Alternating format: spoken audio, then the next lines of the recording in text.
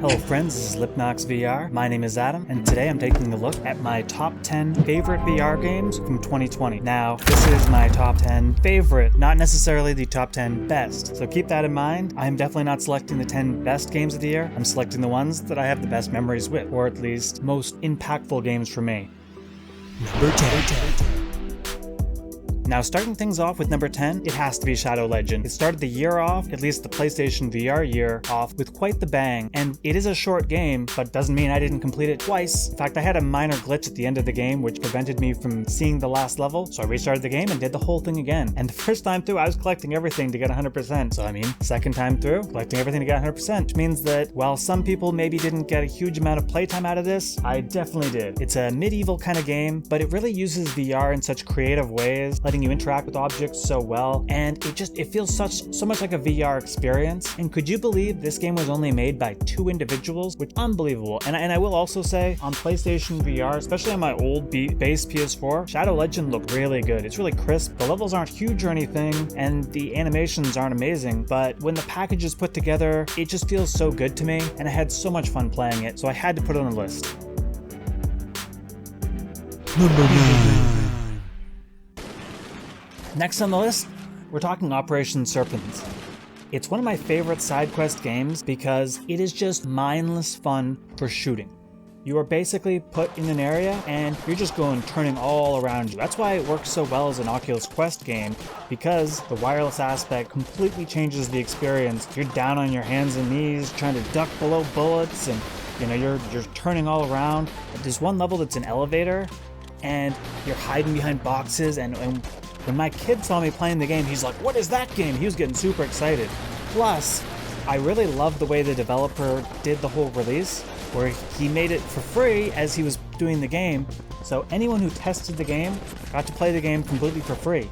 So watching the game evolve through all this, several months was such a treat. And you know what? He's a developer that took complaints extremely seriously, and the game is all the better for that. So for me, Operation Serpents, it's definitely worth number 9. Number 8. So I never thought I'd put a fishing game on a top 10 list, but Real Fishing VR, and yes, I know it didn't come out in 2020, but I played it in 2020, and there's been a bunch of updates, so we'll let it slide. But Real Fishing VR for me is such an amazing game because not only does it use some sort of ability to capture the footage that makes it look photorealistic, but there's so much content, and on top of everything else, there's multiplayer, and you can watch videos while you fish. You can legitimately have a YouTube screen up above you while you're fishing, and that to me is so good because this is a relaxing game anyways. And what's more relaxing than going fishing and watching some YouTube? I wish more games like this would add in the ability to watch the YouTube browser like that, because it's so cool. And it's a full internet browser, so if you want to do whatever else with it, you can. There are some limitations, of course, but YouTube works. You can listen to music. There's just so many options. So Real Fishing VR, don't sleep on it. It's definitely a really cool game. Number 7. And next, one of my most popular uploads, I'm talking about Dash Dash World, and it's a kart racing game that's so much like Mario Kart, and when I got to play it back in, I guess it was October, I fell in love. It's had a bunch of updates since then, and it is now cross-buy. When it first came out, it wasn't cross-buy, so I seriously have been slacking. I need to check out that PC version, but on the Oculus Quest, it looks beautiful, it runs beautiful, and it's one of those racing games that is fun to play, not necessarily meant to be a simulation. And in terms of kart racing games, even in VR as a whole, there's not a lot of them. In the Oculus Quest, there's hardly any racing games as it is. So Dash Dash World's definitely not one to sleep on. I had a great time playing it. Number 6. Okay, next on this list is probably one that I might be the only person that would put this on my top 10. Well, maybe me and the PSVR Underground. You like this one too. But it's called Hotel R&R. And I played this on the PlayStation VR, and you are just smashing things up. It is so much fun. There's so many things to grab and break, and so many ways to mix things together and find out new combos. I actually had the world record for a lot of levels for a long period of time, and let me tell you, I thought the first level there was no way you could beat my score. And there was a kid who came in and he showed me. He went through and he watched my video and he figured every single thing out. And he kicked my butt. So you can check his comments to find his stuff in the world record video I posted. But that guy is quite impressive. As for Hotel R&R, it's fun. It's mindless. It's stupid. If you're watching what's going on the screen there and you're liking it, you definitely need to check it out because, for my money, the release day, it was so fairly priced for the amount of content in it. Going beyond the 6 hotels or whatever it is, you're getting a whole bunch of party mode minigames too, and it's definitely a must-have. Number 5.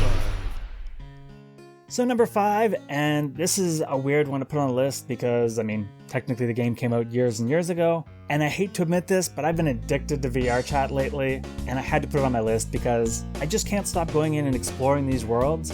And you know what? It's not the whole chat and socialize thing, that's not the whole thing. There are full games in this. I did a top 10 video, and I was blown away that I could play Doom 1 in VR with my friends.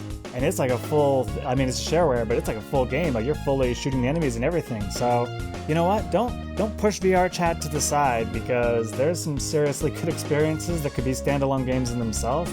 And I had to put it on the list. Number 4. And next on the list is Gladius VR, which was a Steam VR release.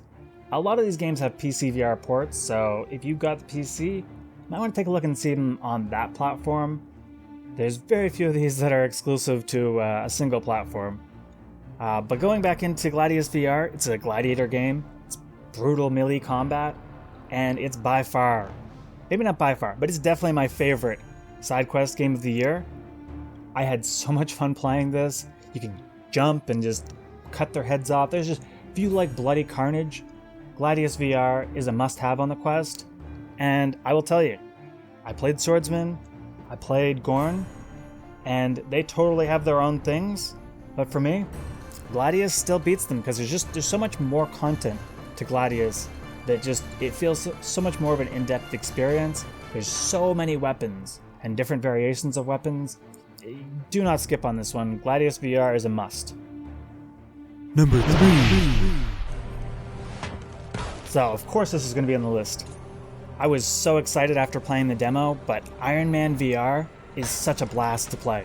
It won PSVR Without Parole's Game of the Year award, which I do think was a bit of a popularity contest because of how many people had the game. Even still, there's no denying flying around as Iron Man felt amazing, and the tricks they found to get around the PlayStation Move's shortcomings and still keep track even when you're turning around is unbelievable, and I wish more games were using this kind of tech on the PlayStation 4. Because, you know what, there's so many more things on the VR that we could have had if they were utilizing technology like this. But go back to the game, you know what, you got a good story, there's a bunch of levels. Yes, load times suck, but I'll be perfectly honest, when what I'm waiting for is as good as Iron Man VR, I really didn't mind waiting. Definitely one worth checking out, especially if you like flying around as a superhero. Number 2. And arguably what could have been the best game of the year, but I think for me, especially being on the base PS4, it fell just short because unfortunately I just couldn't find the levels that I was really hoping for. So as time goes on, I can't wait to see what creators create, but Dreams is a must-have if you have a PlayStation VR. There is so much content. If you like platforming games in VR, there is a ton of them to play in VR that are fun to play. And in terms of actual games, Dreams is full of content. There's a South Park level I absolutely loved.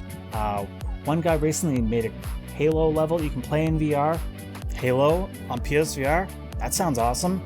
So you definitely need to take a look at what Dreams is offering because it's well deserving of this place in the list and an absolute must-own for PlayStation VR players. Before I get into number 1, I do have a couple honorable mentions, and the first one is, you've noticed, yes, I've really not had PC VR on this list at all. There was VR chat, and a lot of these games have PSVR ports, but I didn't get a good enough PC until far into the year, and I'll be honest, I just haven't spent enough time with Half-Life Alyx and other PSVR games to feel justified enough to put them on this list. They're definitely fantastic, and I'm definitely going to be checking them out this coming year, 2021, so stay tuned for that. But that's why they're not on the list. I also wanted to mention Traversal, because in terms of room scale experiences, I thought this was so cool how it used your environment the same way T for God did, and it had all these unique ideas, so I was super tempted to put that on the list, but it just fell short. And lastly, the other one, which I'll be honest, by the time it came out, I just was swarmed with things to do, and it's such a time sink, was Minecraft VR, which I just didn't play enough of it to put it on this list, but Minecraft VR is fantastic. And in terms of content, it's arguably one of the largest, if not the largest, games on the PlayStation VR. So definitely don't skip out on that. But let's get to number one. Number 1. And yep, you knew it. The Walking Dead Saints and Sinners is quite possibly the greatest VR game of all time. And so far in my history, it's been my favorite, even beating Half-Life Alyx for me. Keep in mind I haven't spent enough time on that game to fully judge it, so we'll put that as a maybe situation. But Walking Dead Saints and Sinners is an absolute blast that you cannot miss. The way the weapons feel, it seems as if they looked at what was working in VR games like Boneworks and made it just a little bit better. Because, you know what? Boneworks has awesome effects when you hit the enemies, but there's no dismemberment. This one, oh, you get that katana going? Go for the heads, and you'll see them roll. You can pick up so many items, everything about this game feels like it was designed from the ground up for VR, and it works so well. And I've played it on the PC, I played it on the PSVR, and I played it on the Oculus Quest, and it doesn't matter what platform you're on, it's still so amazing.